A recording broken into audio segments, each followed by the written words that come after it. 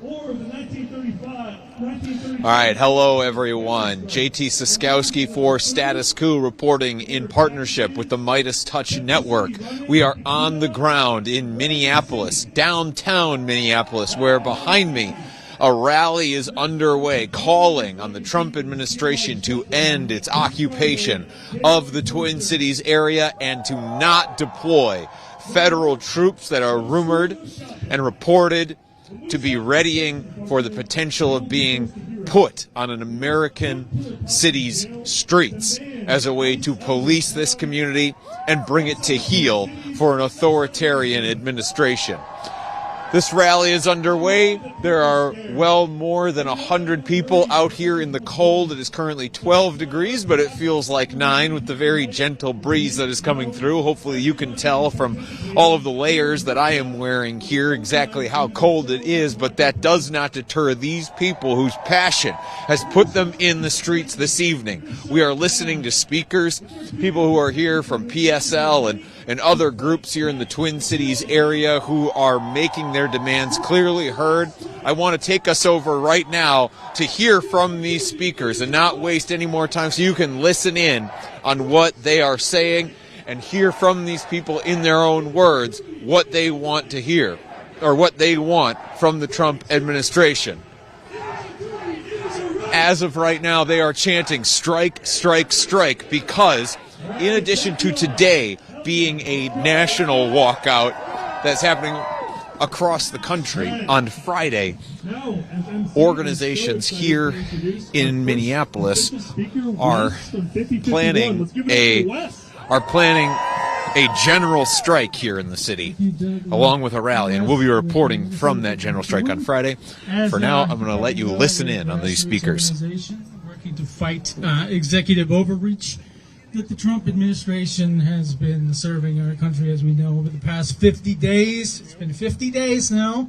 We've been occupied, and ICE is certainly taking its toll. We went from holding, little protests on the Capitol steps, hundreds of feet on the Capitol steps, to thousands of feet in the streets now. We're supporting rapid response efforts, mutual aid, distributing anti-ICE business kits, and of course there's been an ongoing Whipple protest ever since Renee was murdered, and we've been supporting that with resources such as medics. I also work here downtown, and I work on Lake Street, and I've seen pieces of the community missing every single day. And I don't think the average person in our cities feels safe right now. And it's interesting, we're standing just 100 feet from the public safety facility. And I don't think people feel safe. Right now, Hennepin County sheriffs have about a dozen squad cars at the Bishop Whipple Federal Building. They are impeding observation. They are obstructing protesters. They're shielding ICE from accountability. And there is no law that requires Hennepin County sheriffs to do this. This is a choice made by Sheriff Dewana Witt. And it just so happens her re-election campaign kicks off tonight. So yeah, I think we should probably do something about that. And if you know anyone who's going to be in around the famous Dave's on Highway 7 in Minnetonka, between 5 and 7 p.m., she's hosting her kickoff fundraiser. So maybe someone can go down and tell her how we feel about it. Because federal, state, county officials, they owe us their transparency, and right now that is definitely not happening. So, every day here, every day this week, and certainly on Friday, we are demanding accountability, and we are demanding transparency, because public safety is for everyone, not just federal officers. Thank you very much, and let's just do my favorite. No ICE, no KKK, no racist USA. No ICE, no KKK, no racist USA. No ICE, no KKK, no racist USA. No ICE, no KKK, no racist USA. No ICE, no KKK, no racist USA. no ICE, No KKK, no racist USA. no ICE, no KKK, no racist USA. Thank you very much.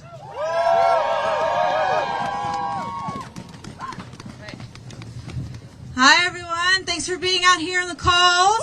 Woo! All right, we're going to do some chanting in Spanish. Thank you very much. Yeah, all right. Here we go. Repeat after me.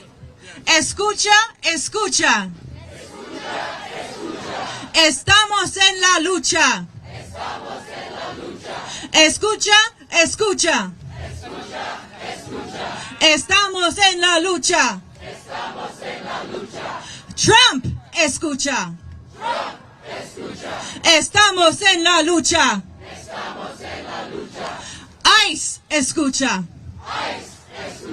Estamos en la lucha. Escucha, escucha.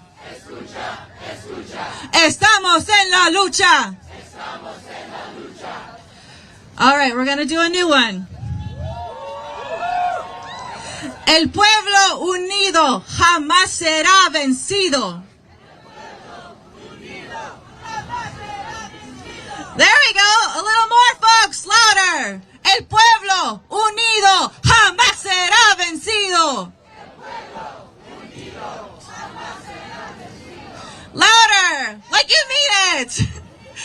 Jamás será vencido. El pueblo unido As they are jamás será vencido. leading these chants here, I want to take this time to just remind you that we are completely reliant on you, We're our gonna do a audience, new for one, last these one. broadcasts getting Okay, out this to one a goes wider aquí, audience. The best thing you can allá. do is share or like this stream El pueblo as a way to vencerá. signal to the algorithms that this is something There that you people go. should be Aquí, seeing, the way allá. people are reacting El here pueblo on the vencerá. streets of Minneapolis to the Trump administration's occupation of the city. Aquí, allá, el pueblo vencerá. Thank you, everyone. Next up. Woo! Chinga la migra. There we go. Next up, we have one more speaker, Josh with the Party for Socialism and Liberation. Give it up. The people united will never be defeated! The people united will never be defeated. The people united will never be defeated! The people united will never be defeated. Good evening, everyone. Who's ready to strike? That is what I like to hear. My name is Josh. I'm a proud Mexican American, and I'm an organizer with the Party for Socialism and Liberation. Today, the day after Martin Luther King Day, we mark 1 year of Trump's bloodthirsty, racist administration. That's right! In our fight today, we continue Martin Luther King's legacy. That's right. We continue his struggle against what he called the three evils of society: racism, war, and poverty. That's right. 1 year in, Trump has demonstrated that this is exactly what his administration is all about. Throughout his term, he's sought to destroy the hard-earned gains from the struggle and sacrifice of the civil rights era. Today, we continue a tradition of walkouts from that very same era. We continue as people of conscience, refusing to accept injustice, refusing to participate in it, and refusing to let it continue any longer. In this moment, I'm reminded of the words of Coretta Scott King. Struggle is a never-ending process. Freedom is never really won. You will earn it and win it in every generation. Well, today, in this historic moment, it is our turn to fight and win it! Trump is fomenting hatred against immigrants across the country. He deputizes white supremacists into his own personal army, setting them on us like attack dogs to sow terror in our communities, to punish anyone who dares to resist his racist and violent deportations. Shame! Nowhere has that been any more clear than it has been right here in Minnesota. 2 months ago, Operation Metro Surge began. The largest DHS operation in history has brought over 3,000 ICE agents into our communities, resulting... I want to hear that louder! Resulting in thousands of detentions and horrific violence at our homes, our schools, places of worship, and our workplaces. To put that into perspective, Operation Midway Blitz in Chicago, mind you, over double the population of Minneapolis, had at its peak 300 to 600 ICE agents. Fuck ICE!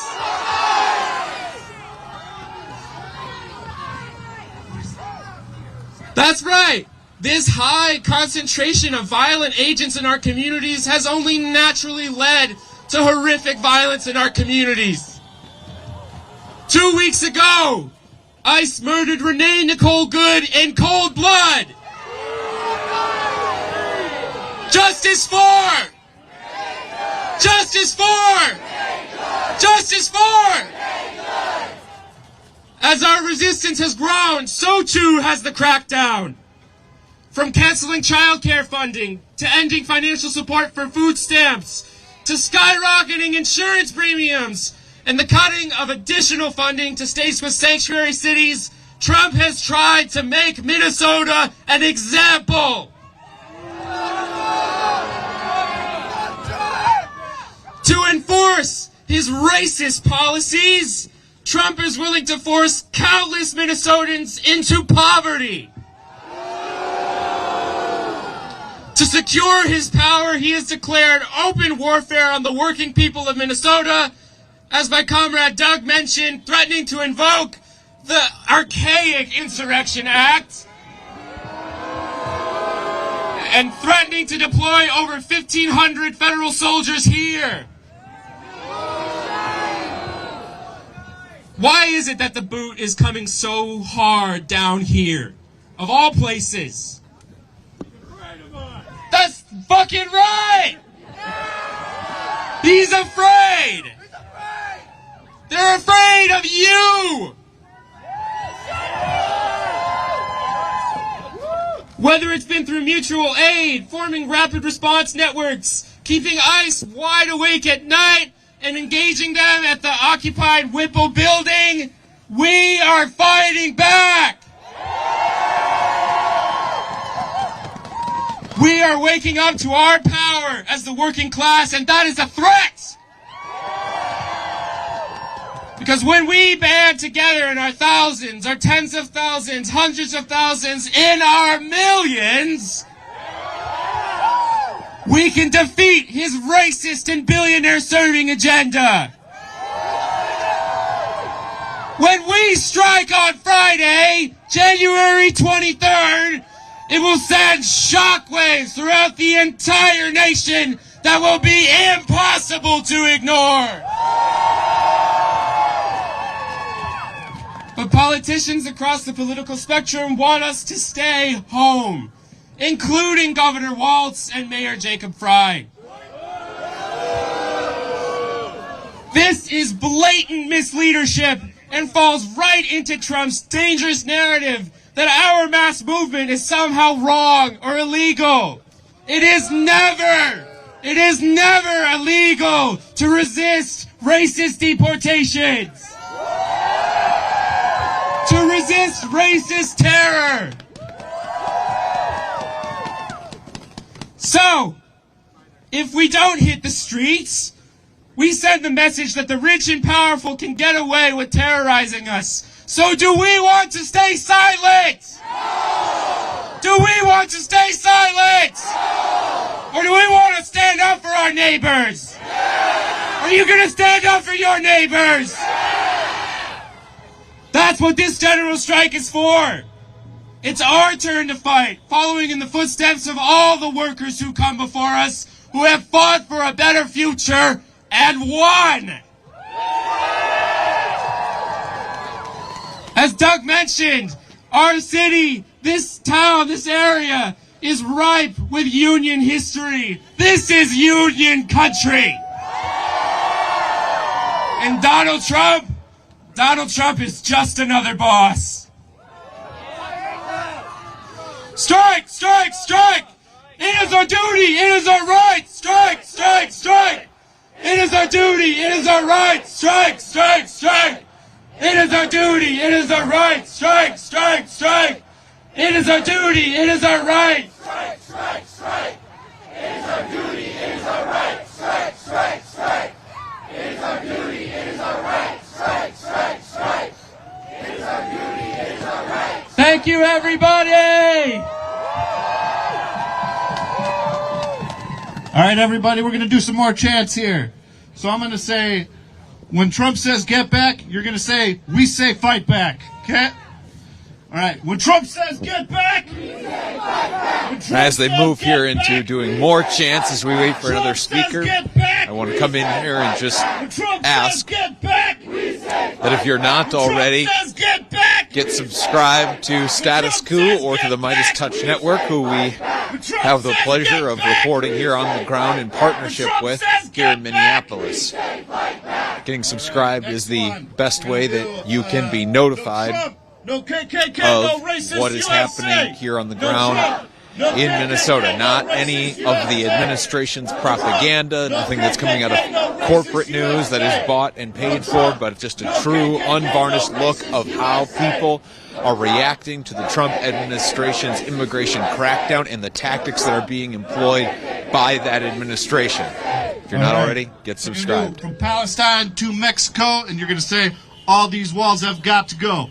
From Palestine to Mexico! All these walls have got to go! From Palestine to Mexico! All these walls have got to go! From Palestine to Mexico! All these walls have got to go! From Palestine to Mexico! All these walls have got to go! From Palestine to Mexico! All these walls have got to go! All right. So we're going to do no ban, no wall, sanctuary for all.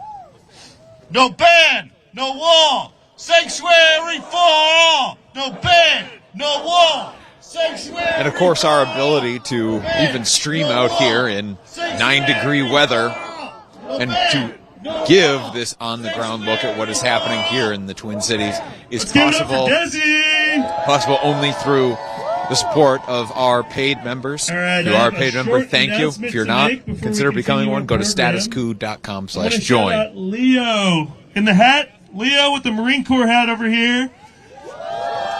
So Leo is collecting funds for our mutual aid fund. PSL Twin Cities has been working across the Twin Cities to support immigrant families directly. We've been paying for groceries. We've been paying for people's rides to work because people don't feel safe leaving their homes. And most importantly, we've been paying for people's rent. All throughout December and all throughout January, we've been working with immigrant families to help them through this time because nobody deserves to be evicted. Everybody deserves housing. So, if you feel that you want to contribute to this mutual aid fund, please see Leo. We have a QR code as well if you don't have cash on you. But Yeah, let's give it up for Leo. Appreciate it. Also want to note that we've been raising tens of thousands of dollars for mutual aid, so the Twin Cities are showing up and showing out for our neighbors.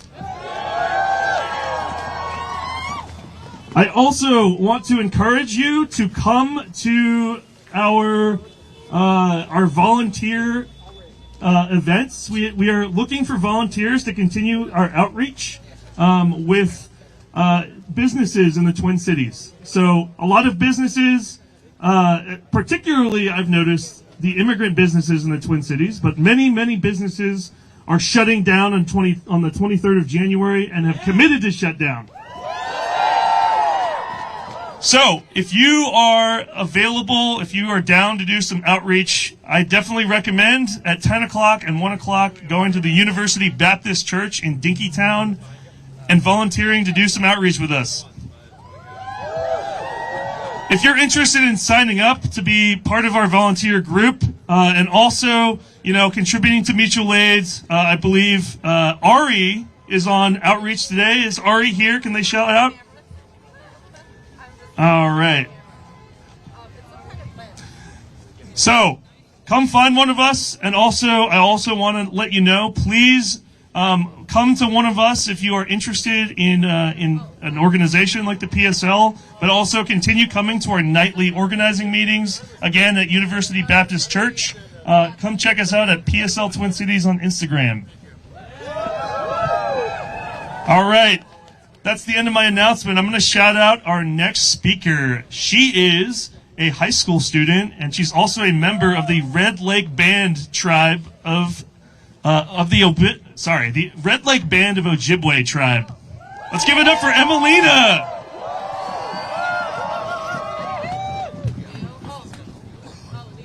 Hi, how's everyone doing tonight? Are you guys keeping warm? Us being together is going to keep us warm. That's right. So ICE has terrorized many of my people in my community by taking them every day and putting them in facilities and unmarked vehicles every single day. Shame. Where they don't have community, family, people to protect them every day and care for them and love them as community. ICE thinks it's okay to come to the lands where my people have been here for thousands of years. As an Indigenous student, I find it hard and difficult to go to school and live my daily life every day without fearing if I would be taken away from my family and won't be able to see them for the next couple of months or weeks.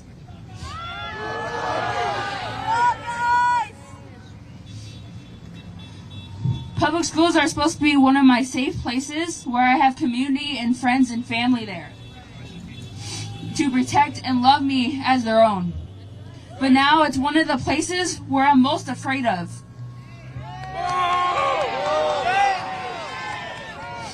All because of the color of my skin, or if I have the most slightest of an accent is where I could be taken. Most of my high school and MPS, they are mostly online now because they are afraid to come out, and students are mostly afraid to come out and even go to school and make sure they get a good education.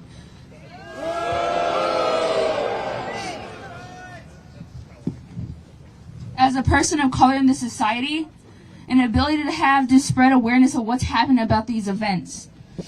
Everyone, not a specific group. As a whole, we have to come together as community and bring our presence every day. We have to protect one another. We have to love one another. This system wants to break our communities apart by having mass deportations and kidnapping that's happening still to this day. Me and a couple of other people are working on getting essentials at my school for families and people who are doing online learning. As if these times are very difficult for students of color and families of color to be going out just to go get basic needs of going to the grocery store just to have dinner.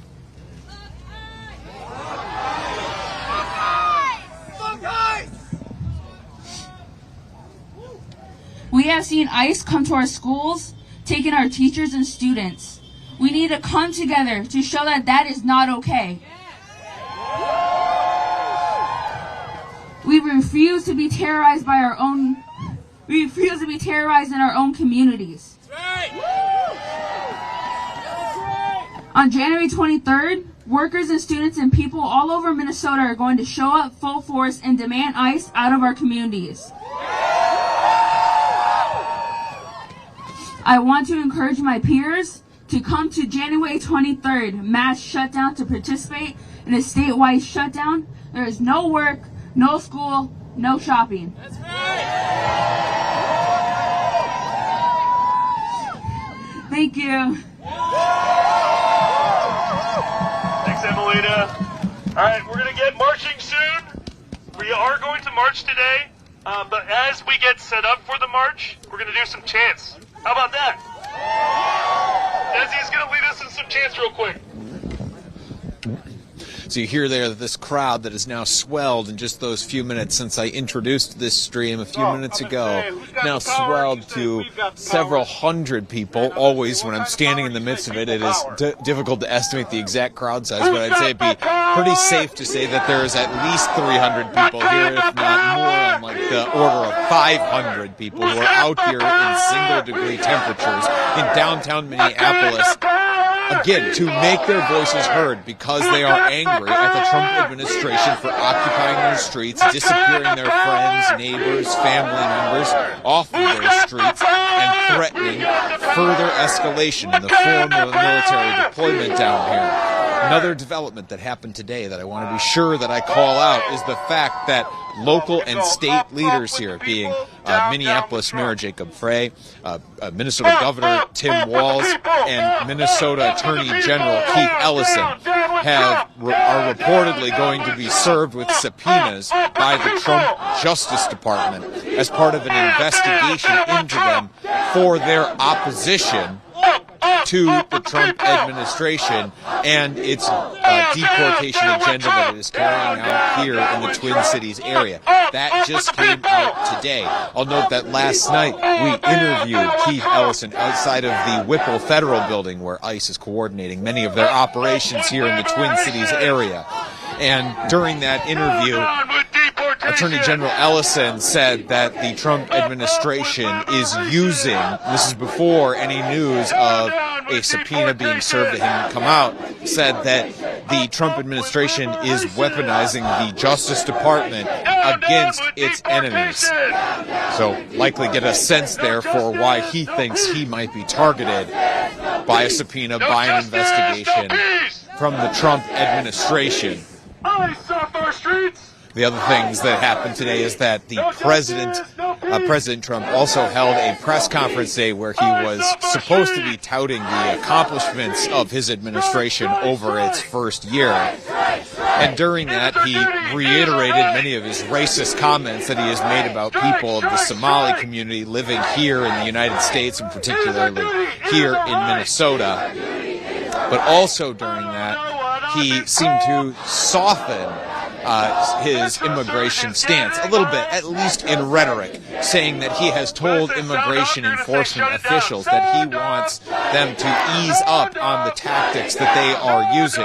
I'll note that over the last few days, myself and other independent journalists that I have been working with on the ground here have noticed a decrease in the amount of at least obvious immigration enforcement activity. Not to say that there are fewer agents here. You still see a lot of traffic coming and going from the Whipple Federal Building, where that immigration operation is being coordinated from. So let's not make any mistakes here. There is still very much an immigration crackdown presence here, but the tactics that the Trump administration is using may have changed, and it may just be the Minnesota weather actually just chilling, so to speak, the immigration operations here. Now these protesters are starting to move into the streets, so we'll go with them and follow them here on this march. And as we do so, we will also be interviewing some of those protesters so that you can hear from them in their own words why they want to be a part of this march, why they want to be out here today, their reactions to some of the latest news that has come out about the abuses that are being committed here in the Twin Cities, some of which I just ran down for you there.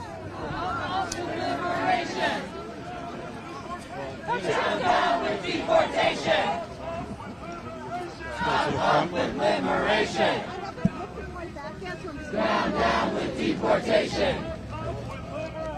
Up with liberation. Down with deportation. Up with liberation. Up with liberation.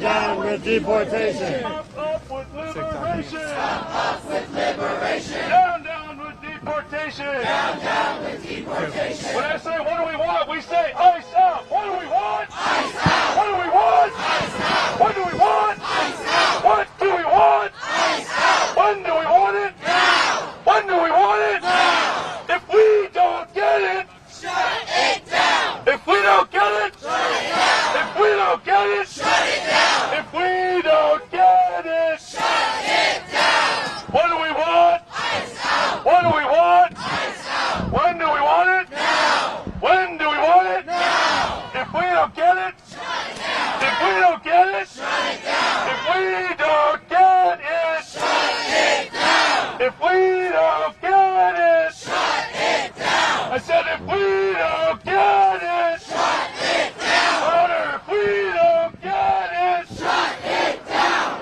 What do we want? Ice out. What do we want? Ice out. What do we want? Ice out. When do we want it? Now. If we don't get it, shut it down. If we don't get it, shut it down. If we don't get it, shut it down. When immigrants are under attack, what do we do? Stand up, fight back. When immigrants are under attack, what do we do? Stand up, fight back. When immigrants are under attack, what do we do? Stand up, fight back. When Somalis are under attack, what do we do? Stand up, fight back. When immigrants are under attack, what do we do? Stand up, fight back. Woo! Give it up!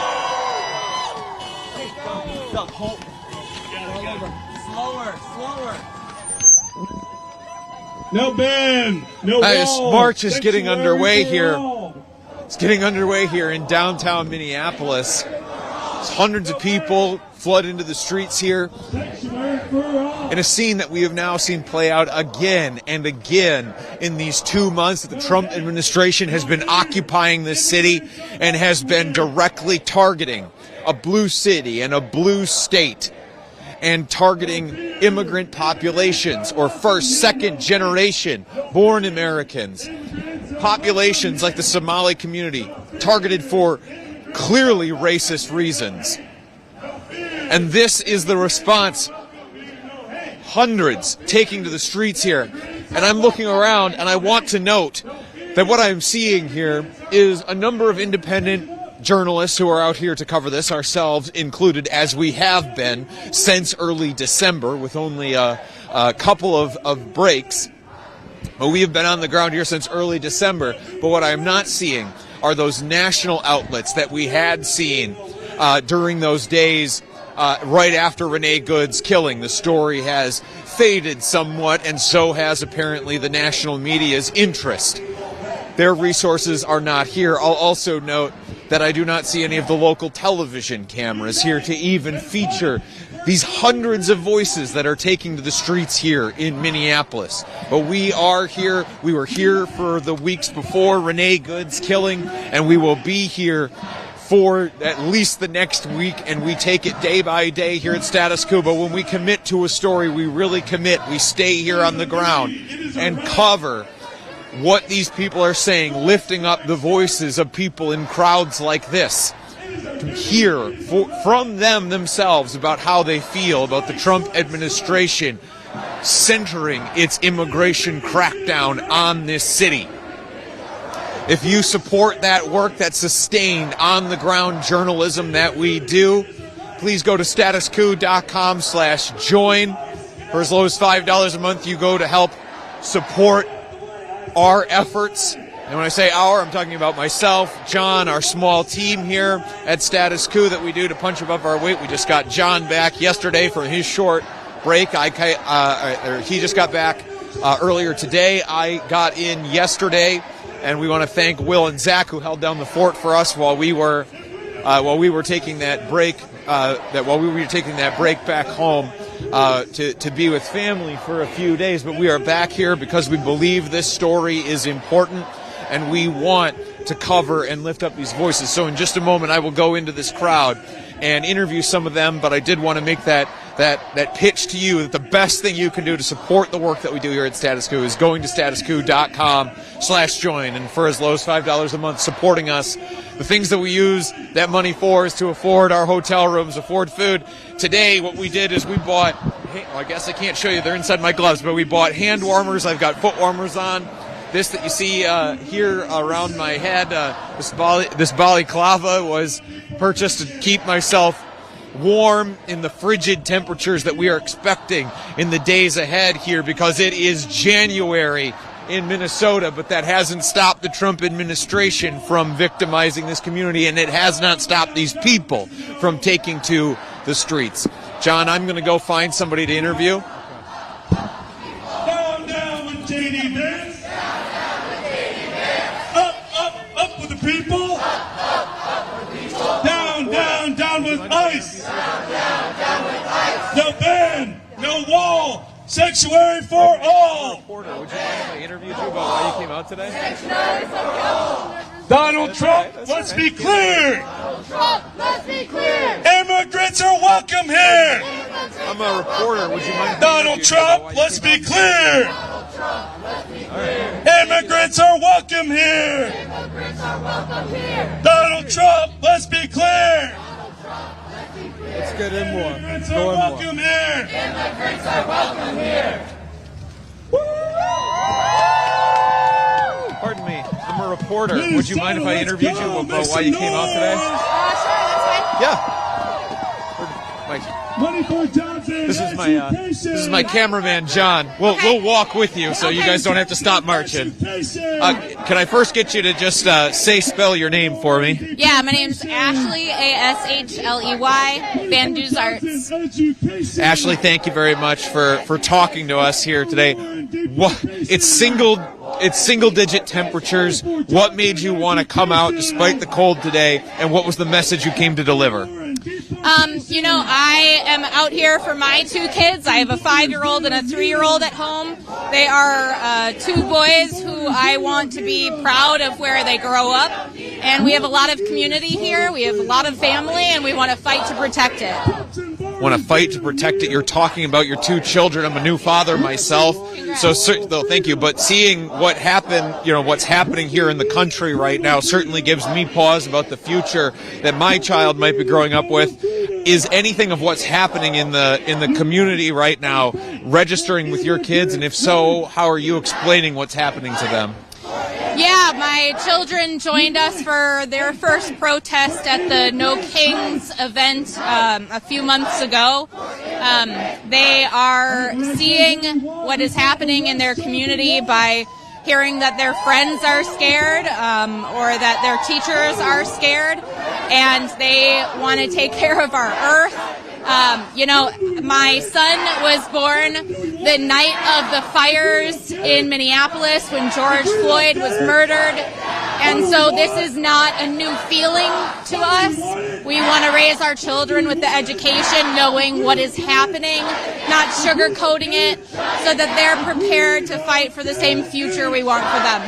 How does it make you feel as a parent, that this is registering for them, that they aren't able to just have that carefree childhood that they probably should have? I mean, what's the emotions that come up in you when you think and see them grappling with these problems that are happening around them in their world? Yeah, it's unsettling to the nervous system, right? I mean, I think the greatest hope that I have for my kids is that they can learn how to feel calm, that they can learn how to feel a part of something bigger than themselves. I don't have religion to fall back on. I have people, I have love.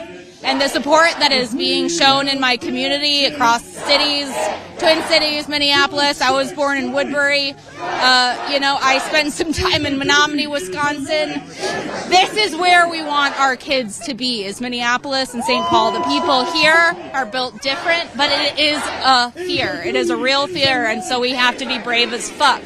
Speaking of that being a part of something bigger than yourself, when you're in a crowd like this, hundreds of your fellow Twin Cities area residents who are coming together to speak with one voice like this, how does it feel? I mean, it is one of the only soothing things to do right now, aside from completely distract myself. Some days I choose that, and some days I choose to come out, and I think we need a good mix of both. Today it was being reported that the Trump administration is going to serve subpoenas to Attorney General Keith Ellison, Governor Tim Walz, and Minneapolis Mayor Jacob Frey. What's your reaction? I mean, do you feel like the Justice Department and the justice system is being weaponized? I think Donald Trump is a child. I think that I think he's bummed out that people aren't supporting him the way he wants to be.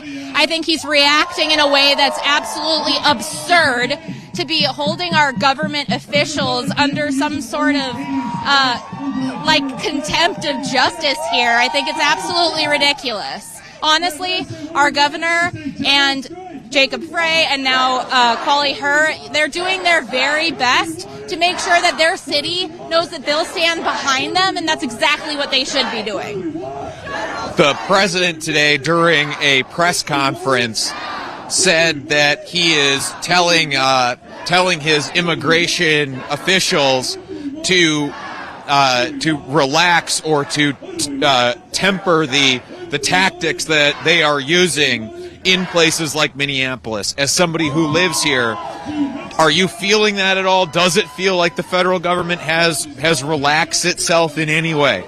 The only thing that has changed, as far as I've seen reported at the Whipple building, is that they're not bringing their machine guns out anymore. But that doesn't mean that they've stopped any of their chemical irritants. That doesn't mean they're not going to cause another man to become blinded by sending pieces of shrapnel and plastic flying all over the place.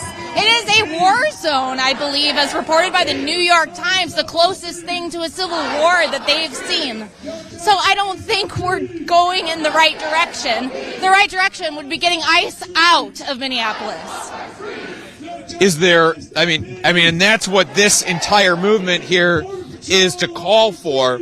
But I think it has to be said that the president has done, maybe even unintentionally, a pretty masterful job of getting stories like the Epstein files and the state of the economy out of the news by putting the suffering of Minneapolis on the front page of outlets like the New York Times. Do you see what's happening here in Minneapolis as a distraction from the Trump administration's other myriad of scandals? Absolutely. I think anything that's distracting from the fact that this man should not be in office, that he is completely putting himself above the law, all his own personal interests going above the law, making sure that his pocketbook is flush with coin. It's just absolutely ridiculous what's happening.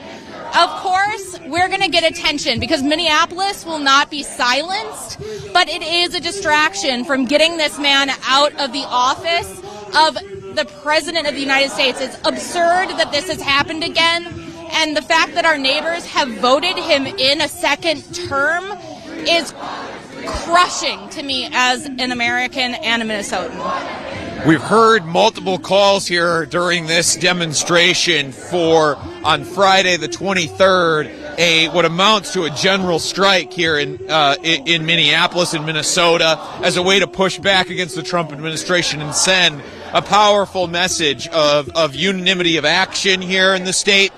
do you plan to participate on Friday? Yeah, absolutely. This was a 2-day plan. I reached out to my employer last week, let them know that I wasn't going to be in the office, asked for their support, received it, and yeah, I will be out here again on Friday, January 23rd, supporting my neighbors. So, I mean, that's kind of remarkable that you also got, the nominal support of your employer as part of that. Is one day enough in your mind to be able to send an adequate message to the Trump administration?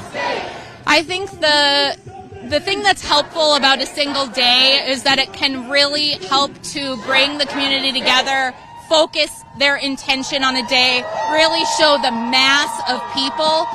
Now, one day isn't enough for us all to heal from the torment and torture that we've experienced in these neighborhoods, but it is something to see that we are all together in this.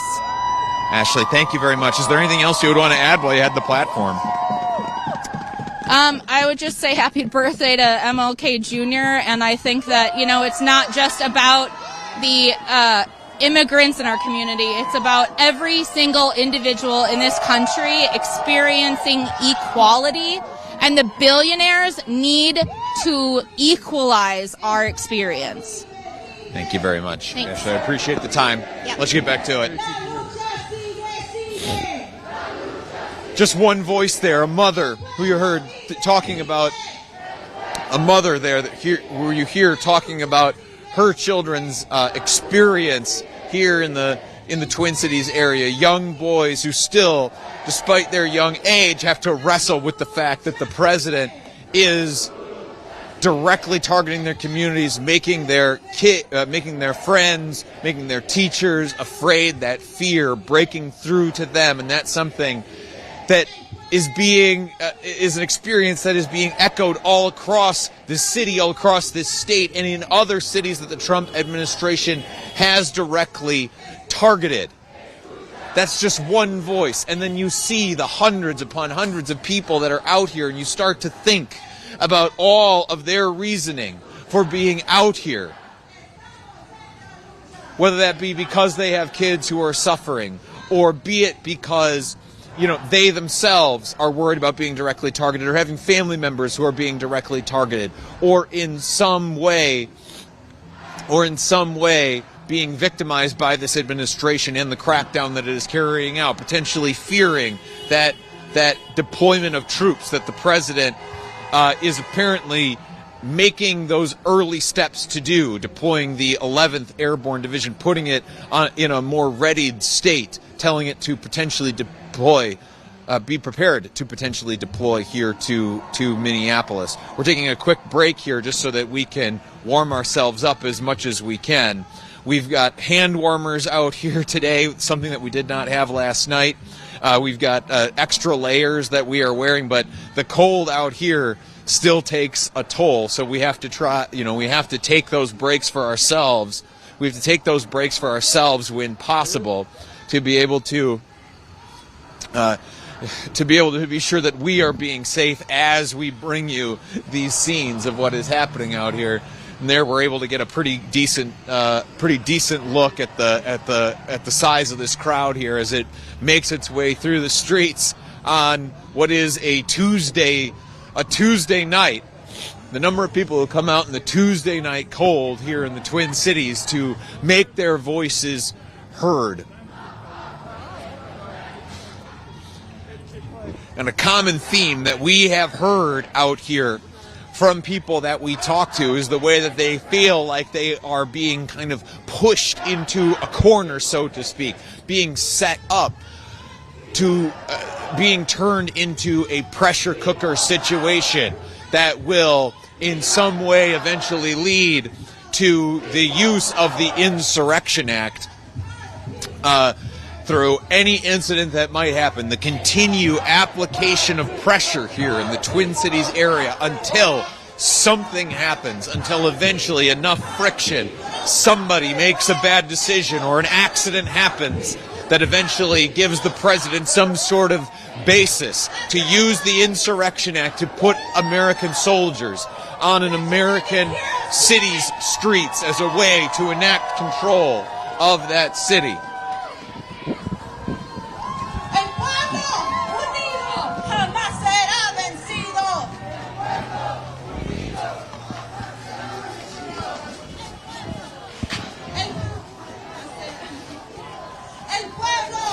And if us doing this work here out in the cold is of value to you, please go to statuscoup.com/join. For as low as $5 a month, you go to help us afford more hand warmers and go to help us stay out here in the streets and talk to these people, lift up voices like the one that you just heard, and the more that we will hear from here in just a moment.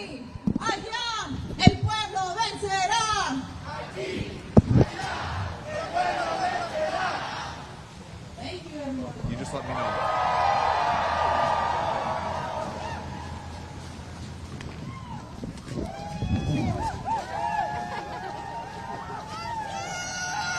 Strike, strike, strike!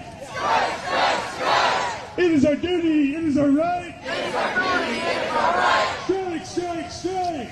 Strike, strike, strike! It is our duty, it is our right! It is our duty, it is our right! Strike, strike, strike! Strike, strike, strike! You hear them there. The chant is, it is our duty, it is our right, strike, strike, strike, being the response from the crowd. That is a rally to action for this Friday, while today was a national walkout that was planned as a way to protest the Trump administration. Here in the state of Minnesota, labor unions and other organizations had been coming together for a day, what they're calling a day of action, but what in effect amounts to a general strike. What in effect amounts to a general strike, calling for no work, no school, no shopping, no economic activity. Anything that needs to happen should go to local businesses first, as a way of demonstrating against the Trump administration that they have a collective voice and a collective power that has not yet been realized or employed against this administration. And so we are making plans to be here and report on that general strike and the effects that it has and the participation to the extent that we can measure it. I'll note that come this Friday, the high in the temperature out here is right now being forecast at -10 degrees. That's without the wind chill. And there's plans for a march that day as well at 2 o'clock in the afternoon. I've been trying to talk to some of the organizers and see how the cold will affect their plans. As of right now, that march is going ahead. And there's even more actions planned for this Friday as well that we will be reporting on that day. So if you want to follow along to see how the Twin Cities area and the state of Minnesota stands up and tries to make its voice heard through the actions of a general strike, please get subscribed to ourselves here at Status Coup and to our partners at the Midas Touch Network, who I, of course, cannot thank enough for the platform and the support that they give us to be able to report out here in the Twin Cities area. Please get subscribed to us so that you can see that coverage as it comes out. We do both live reports like this near daily. We try to do them daily from the streets here in Minneapolis because there are daily actions happening against the Trump administration. Don't fall prey to the administration's propaganda where it wants to claim, as the president did today in his press conference. Don't fall prey to these ideas that what is happening here is just a few malcontents or paid agitators, as the president alleged today in a press conference. It is hundreds upon thousands. We've even been at demonstrations with tens of thousands of people taking to the streets here in the Twin Cities area. So not only do we broadcast from these on a daily basis, but we also do a prepackaged or edited and recorded reports. We're doing some more tomorrow where we will spend the morning riding along with some people who are doing watching of ICE and other immigration agents as they're out in the communities. We'll be doing a ride along with some of them, and we edit those and we put them out on our YouTube channel. So please get subscribed so you can see you can see those reports as we release them. Are you good if we do another?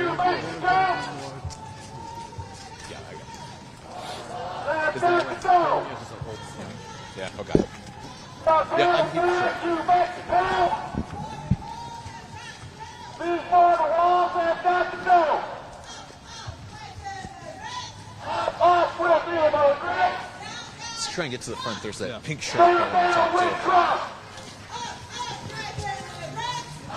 We're going back into the crowd here to get another interview. I see someone who is dressed in a pink shark costume that I want to try and talk to. Of course, these inflatable costumes have become a bit of a symbol out here for these demonstrations.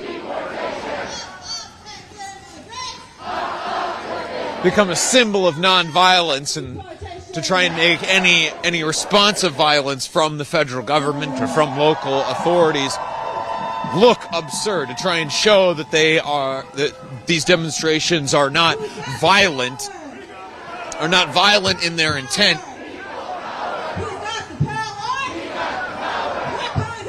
We're waiting here because there's quite a buildup of ice here along the roads as well, so I'm waiting for a break in this ice before John and I dance back over. We're walking on the sidewalk right now before we dance back over to the road to talk to Pink Shark here.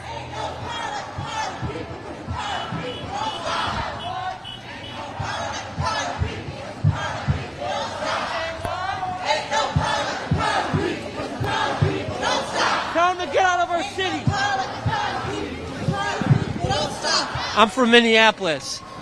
What's your name? My name is Joshua McMillan. All right, Joshua. And there is a fear in this city.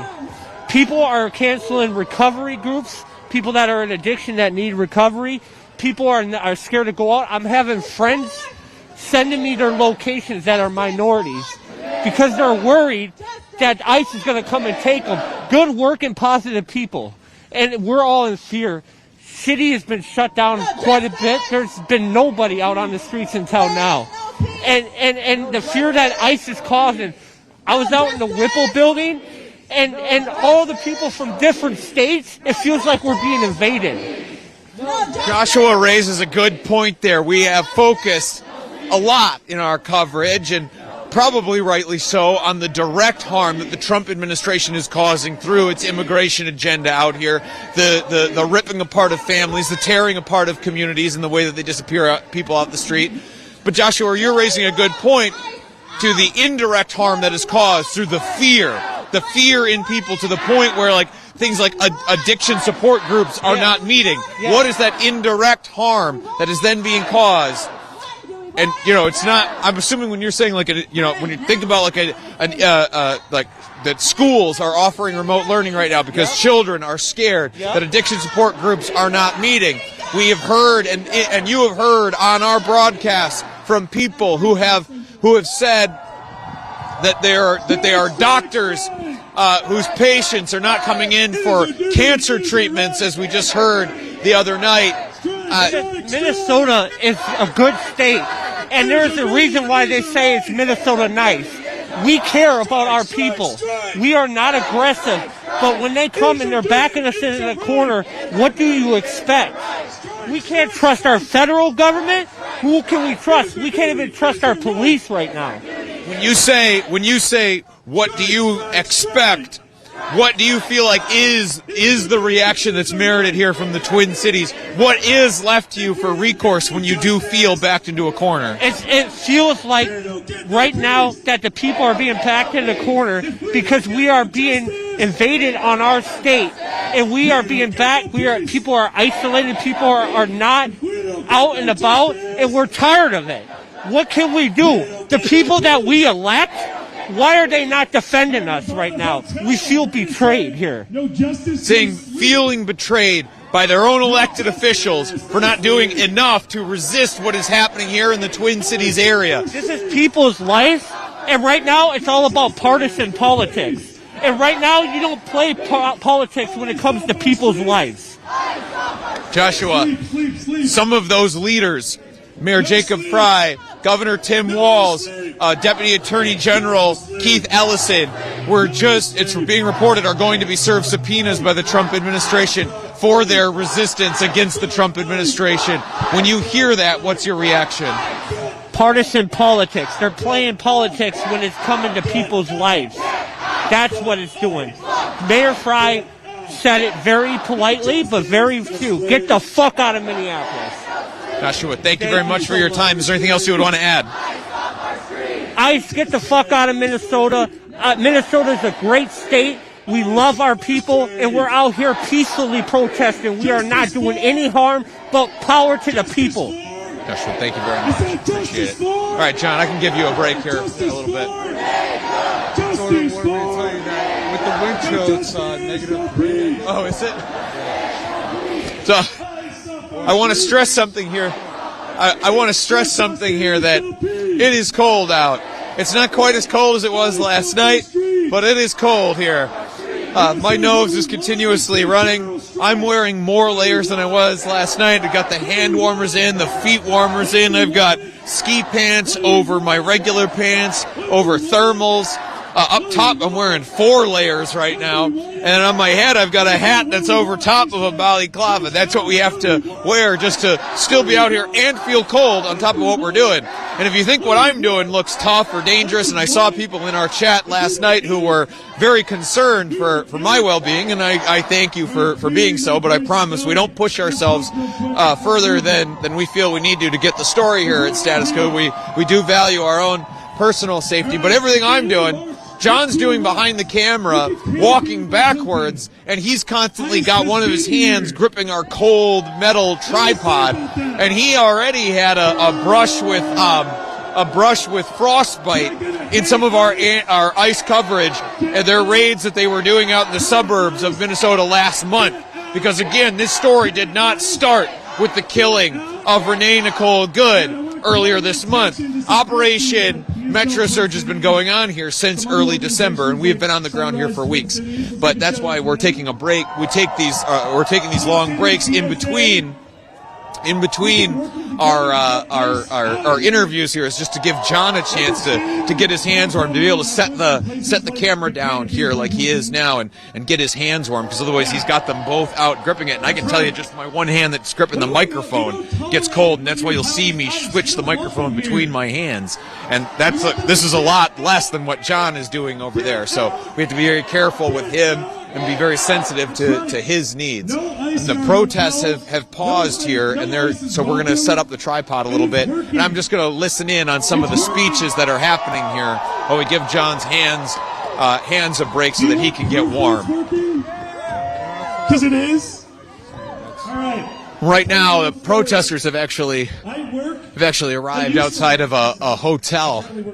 Have arrived outside of a hotel here as I try to figure out which one it is, but they've arrived outside of a hotel here in downtown Minneapolis, where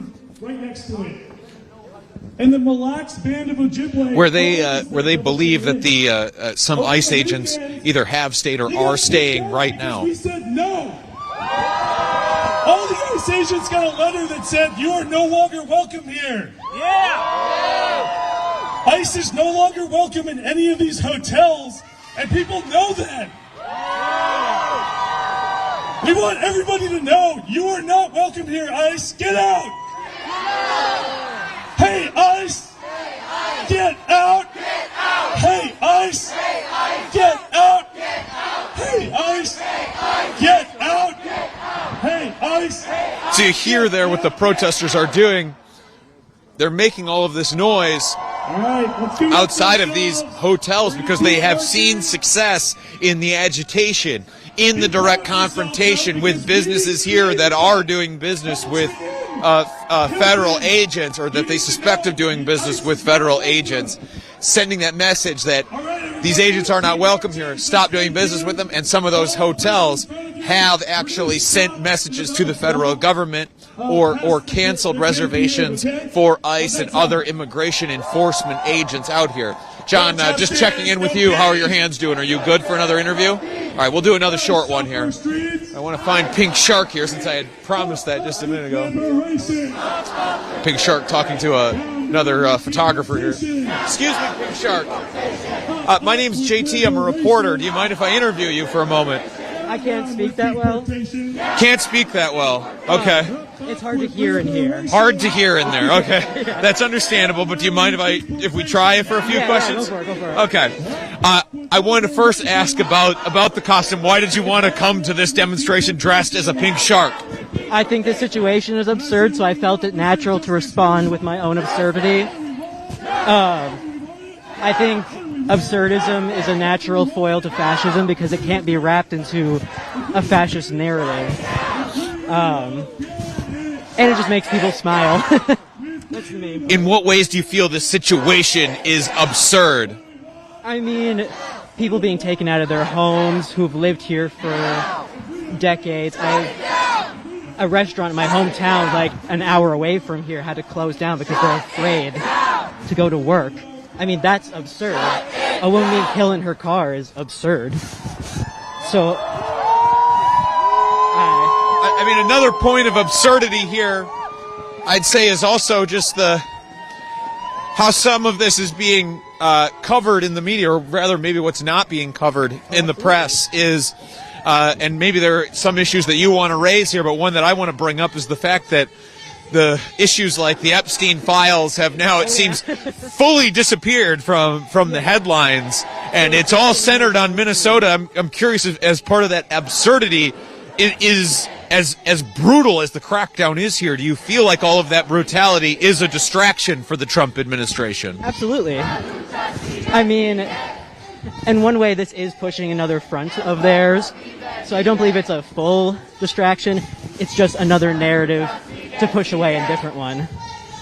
Too many people were focusing on the wrong thing, so gotta target the vulnerable again. So, one way that the Twin Cities is trying to push back, or organizations, people are trying to push back here in the Twin Cities area, is with this planned, what amounts to a general strike on Friday. Do you plan to participate? Hell yeah. And if so, how? I'm gonna be here with a buddy of mine, also in a shark costume.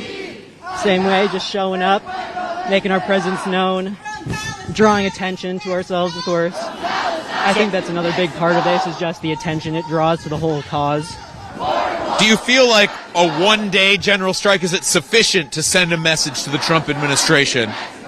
I feel like it's a good start, but I think we need to go further. What would further look like to you? Like, what do you feel like is needed in this moment? I don't know if I'm smart enough to answer that. I get it. You're just one pink shark, and maybe it's unfair of me to ask you to have the answers to all of the problems facing the world right now. I did want to ask you about your sign here. It says, ICE has killed 4 times as many people as sharks in the last year. ICE out of our water. I mean, I'm just curious, is that based on, like, statistics that you've looked up here? Yes. I'm actually a big fan of marine biology, as well as, amphibians, reptiles. And so I know one of the biggest stigma is like, oh God, I would hate to end up with a shark. That's not what you have to worry about. What you have to worry about is the people invading your town right now. Throw away those irrational fears. There's something to do right now about, like, there is something you should be afraid of, and there's something you should be doing about it. Speaking of that fear and some of that danger that your sign lays out there, as the days go on from Renee Good's killing, I think it's easy for press to ignore or to begin to forget about that brutal killing that happened here in the Twin Cities area. To forget about Renee Good's death, it's something that I want to be sure we continue to center here. As these days go on, how do you continue to keep her memory, or that loss that the Twin Cities area has suffered, centered in your own actions and activities and protests that you're doing out here? It's important to keep the victim's name in mind. I feel like that's the name that's more important than anybody else's. I'm going to be so honest, I didn't hear the full question. That's totally fair. I was just asking how you intend to try and keep Renee's like essentially her experience, that loss, how you keep it centered in yourself and not allow that to be lost amidst everything else that's happening.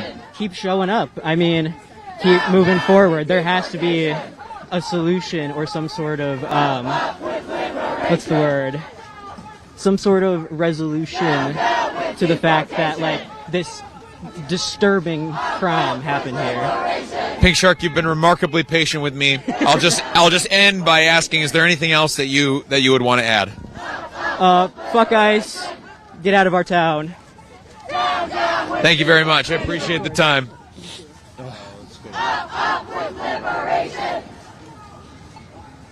What'd you say? No! Justice! I love your work, man. Justice! No!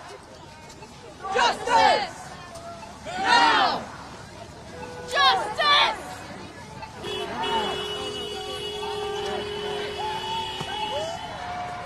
Uh-oh, the trees are gonna cook us. We'll get out of here. Justice!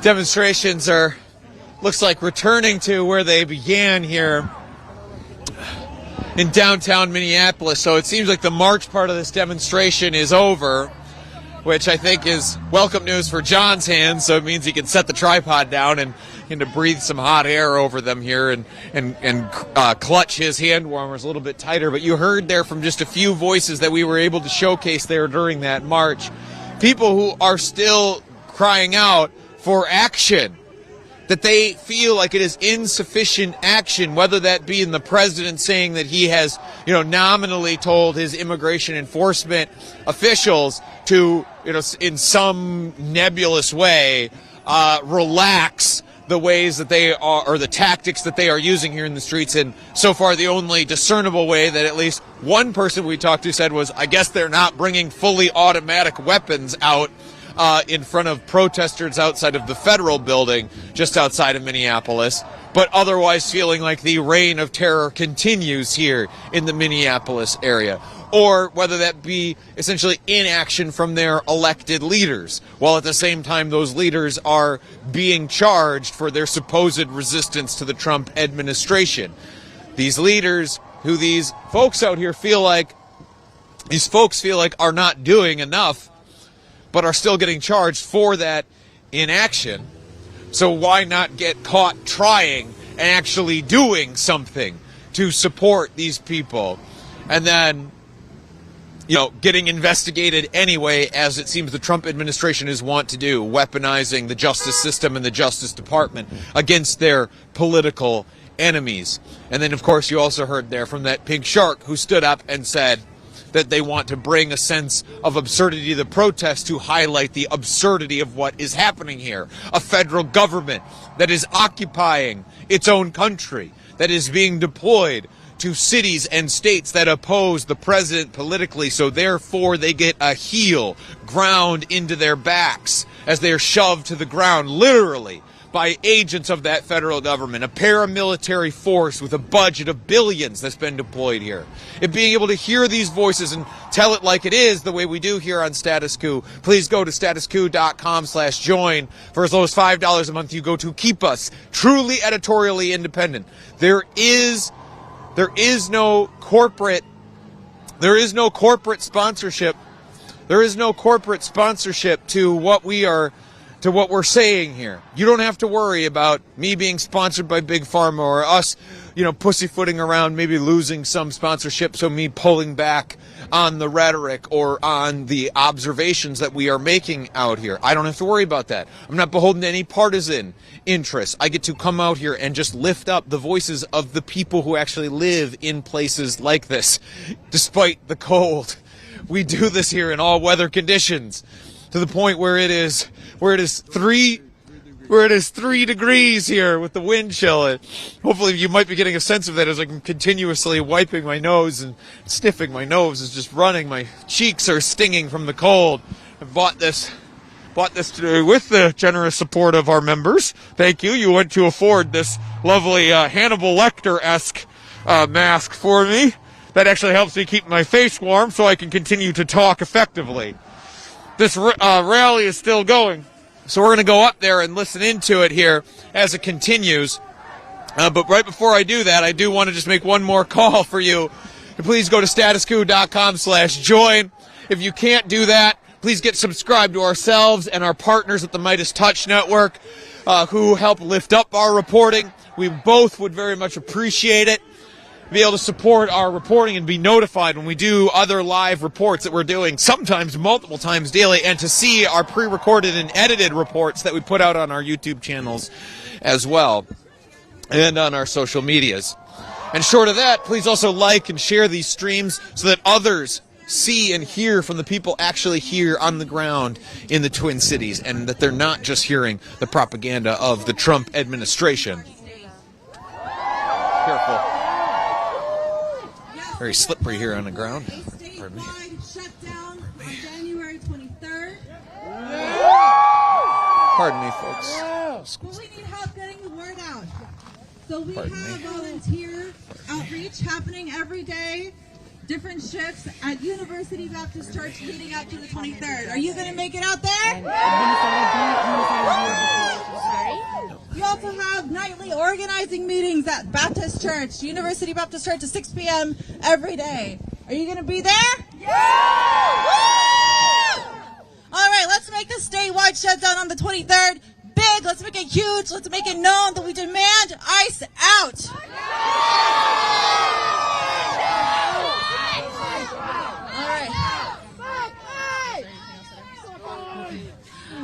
This is where our march ends tonight, folks, but a big shout out to the marshals tonight for keeping us safe. And we'll see you all on the 23rd, 2 p.m. at Commons Park. Thanks, everyone. ICE out!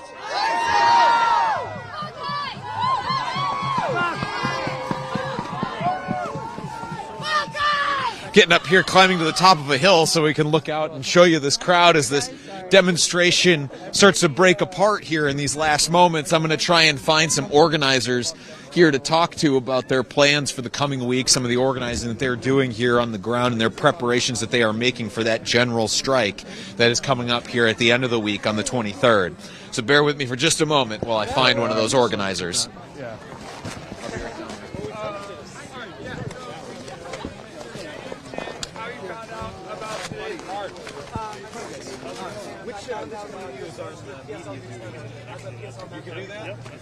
Sweet. What's your name, man? I'm Doug. Doug? JT. Status Coup.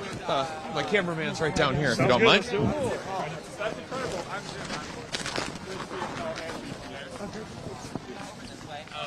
All right. I am here with Doug from the Party of Socialism and Liberation. Doug, first I just got to be sure, common spelling on Doug? Yep, common spelling, D-O-U-G.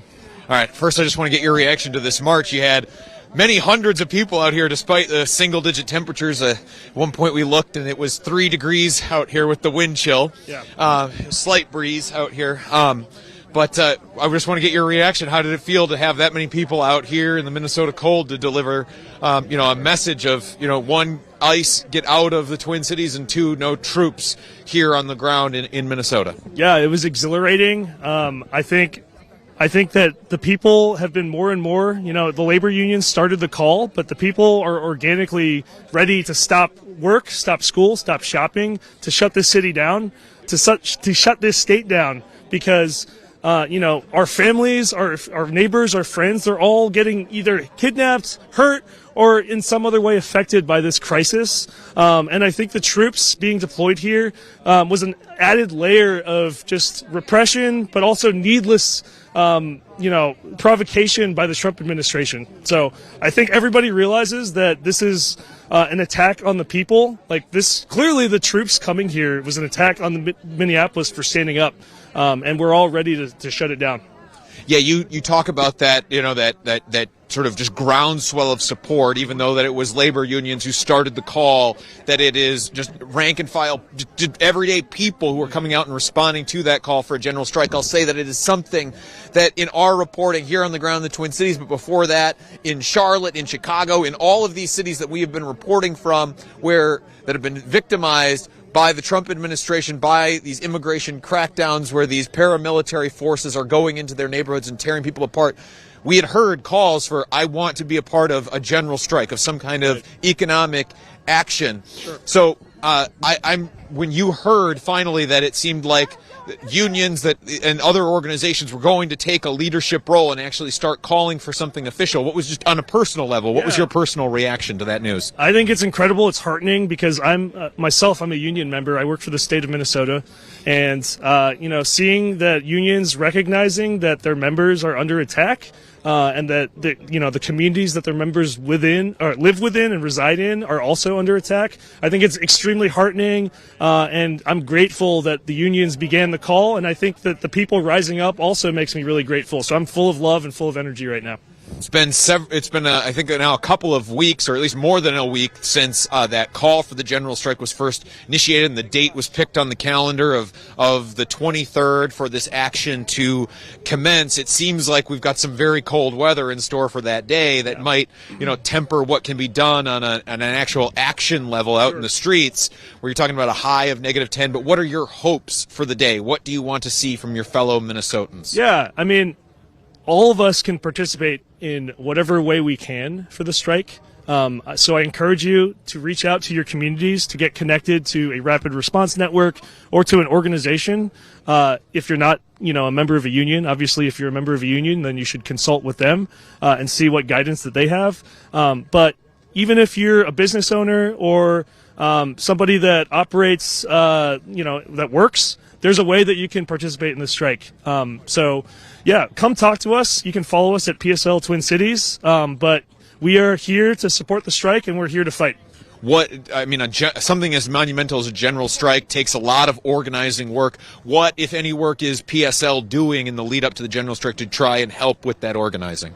Yeah, I mean, we are supporting the labor movement. Many of us are in labor. And also, we are doing a lot of outreach with businesses. You can check out our Instagram page. We have been talking with many, many businesses across the Twin Cities to, talk through what a general strike looks like, talk through how to shut down, what shutting down looks like, and also publicize the fact that so many of these businesses are shutting down because their bottom line is already getting cut. And, a lot of these businesses have faced many financial issues, logistical issues, operational issues because of the ICE operation. For some, it might seem like it's a big expense to shut down for a day, but at the same time, the bigger expense is ICE being in our cities and terrorizing us. So, is one day enough? Is that enough to send a message? Is that enough to accomplish what you would hope to accomplish with a general strike? One day is a start. I think we need to show the world that this is possible in America. The United States, we're seeing an upsurge of activity when it comes to fighting back against this Trump administration. They're trying everything. They're trying to cut our SNAP benefits. They're trying to go to war with all these different countries. They're bombing Trump has bombed the most countries out of any president ever.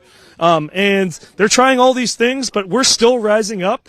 And I think that Minneapolis is going to be the spark for a larger movement. And I hope that people listening from other places around the country and around the world start to realize that, if you're an American, you can fight back.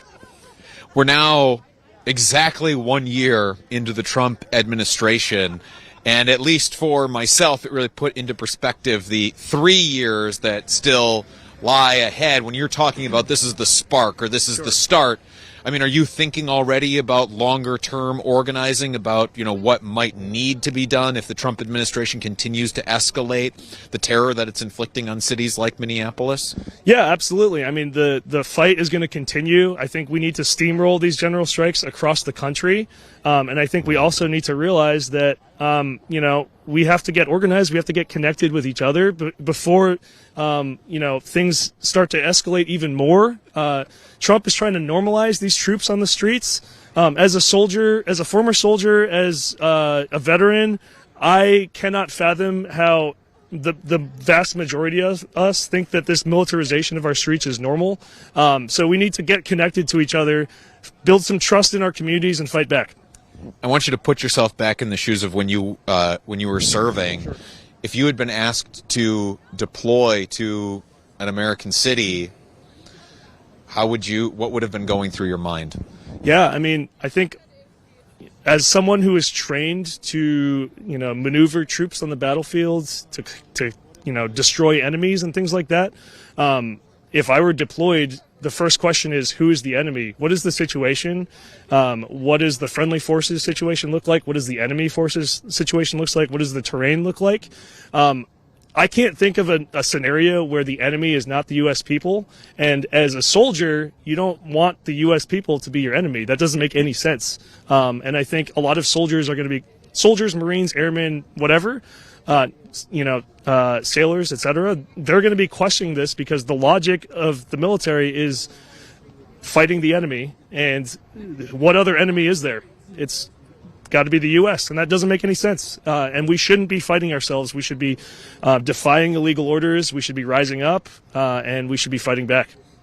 The Trump administration has proven, I mean, even if, some of these soldiers were to, defy illegal orders, I mean, the Trump administration has already shown zero tolerance for that kind of rhetoric, going after Democrats for doing something as simple as just stating what is, military policy in defying illegal orders, but also now weaponizing the Justice Department against some of the local leaders here in Minnesota. First, Mayor Jacob Frey, Governor Tim Walz, and Attorney General Keith Ellison are all reportedly going to be subpoenaed as part of investigations by the Trump administration. When you hear that, one, do you think that kind of action is warranted? Have they done enough to warrant some sort of federal investigation? Like, have they done enough in your mind to resist the Trump administration to the point that the Trump administration even should be looking to launch investigations into their political enemies? I don't think Keith Ellison, Jacob Frey, Tim Walz, I don't think they've done anything to warrant an arrest. I don't think it makes any sense. It sounds to me like what the Trump administration did to President Maduro in Venezuela. It's very fabricated. It's a lot of manufactured consent. And I do think that, there's nothing to lose for these Democrats that are in power to take a stronger stance in fighting against the Trump administration and telling soldiers, federal soldiers even, that, we should be protecting the people of Minnesota. We shouldn't be fighting them. Doug, I want to end just by talking about putting things into perspective a little bit and on a national level, because I think it can be so easy to get hyper-focused on the latest incidents of violence that's being carried out here in the streets of the Twin Cities, right? But to zoom out and put it into perspective, something that I haven't really heard covered in the national news of late is the topic of the Epstein files. Okay. Do you feel like the violence that's being carried out here in the Twin Cities is in any way a distraction by the Trump administration? I get that it's crass to maybe say that the violence that your city is facing is even implying that it is a distraction. I'm just curious, as somebody who lives here, do you see it that way? Certainly not. I do think that the Epstein files is definitely, I'm not an investigator. I haven't read a ton about it, but I can say that it's definitely probably a huge component of what Trump's calculus is right now.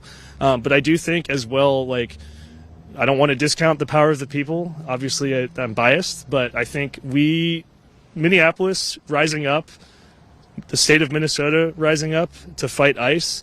I think Trump, may or may not have a vendetta against this state. And I think that it's very convenient that he's here and that he's fighting here, the people of the state of Minnesota. And I do think that, while the Epstein files are, probably a huge component of what Trump is thinking about when he's attacking us, I don't think it's a distraction. Yeah. So I want to end here by bringing it back to the organizing that you're doing. Sure. You're doing this organizing in response to a federal government that has functionally limitless resources, billions of dollars that they have thrown at ICE and the Department of Homeland Security.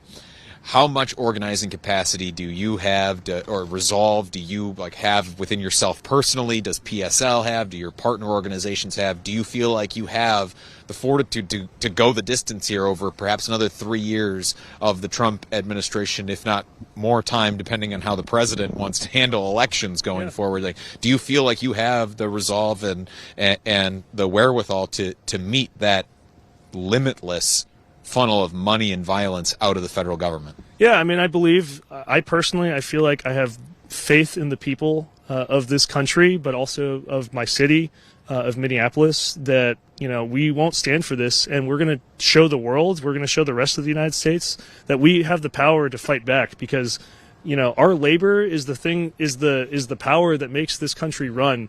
The economy wouldn't function if we stopped working, and therefore, you know, the party is here to help build that movement. We're here to gas people up. We're here to motivate. We're here to agitate, but we're not the people. The people are the ones who have the power. Doug, I've made it so you were the last one standing here in the square. So thank you for your patience and being here with us. I appreciate the time, and I'll let you get going. All right, appreciate it. Thank you, man. Thank I you so appreciate much. the time. Yeah, really. of course. All right. Okay. And this is normally where I would pivot to go into ask somebody else to interview, but they've all dissipated. They've all gone home, and I think it's understandable because it's 3 degrees out here. John's hands were freezing there during the march. If you've been following along with us, you saw us there taking those breaks where we were letting the march kind of go past us just so John can warm up his hands inside of his coat. My face is feeling rather cold. I should probably pull my mask up here, but since I'm just saying goodnight here for the evening, I'll let you gaze upon my pretty face for just a few more minutes before I put it away.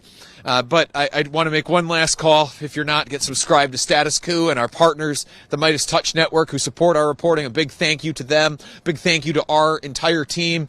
In order to support that team that we're trying to grow right now, it's John and I who are on the ground, and we've got our small but mighty team who support us from back home, who do things like edit our videos together, who are doing journalism in their own right. They're out there. They're supporting us through administrative work and all the work that they're doing. We're trying to grow our team so it's not just John and I until we, are near collapsing from physical exhaustion. We need to bring in, Will and Zach or some other freelancers to give us that much-needed break, and I'm thankful to them that they were willing to do the work here in the cold of the Twin Cities to give us that break. But we're trying to grow our team here so that we can be in even more places. We get told all the time, people come up to us on the street and they're like, wow, Status Coup, you guys are everywhere. And it's like, well, yeah, and we feel that physically. We feel like we're everywhere sometimes. And we're trying to grow that team so that we can be in even more places, and so that's a more reasonable workload for us. If you want to be part of us helping to grow our operations here, to have a truly people-powered and people-centered movement of news here in the United States, so that we're not just reliant on millionaire news anchors paid by billionaires who are sponsored by massive corporations. And that's where our news comes from. If you want to break that chokehold and lift up some truly independent voices, please support us here at Status Coup. Go to statuscoup.com/join. For as low as $5 a month, you go to help John and I afford more hand warmers and more face coverings. We appreciate that, and you help grow our team here. Thank you so much for being with us. On behalf of myself, on behalf of John, Jordan, Colin, Michelle, Ty, our whole team here at Status Coup, the whole team at the Midas Touch Network who is in partnership with us, in behalf on some of the independent journalists like Andrew Mercado, who was out here again with us from Mercado Media, and some of the other independent journalists that we saw out here again tonight. I want to say thank you. Have a good night. Stay safe. And we will be live out here again from the Twin Cities again tomorrow. Thank you. Good night.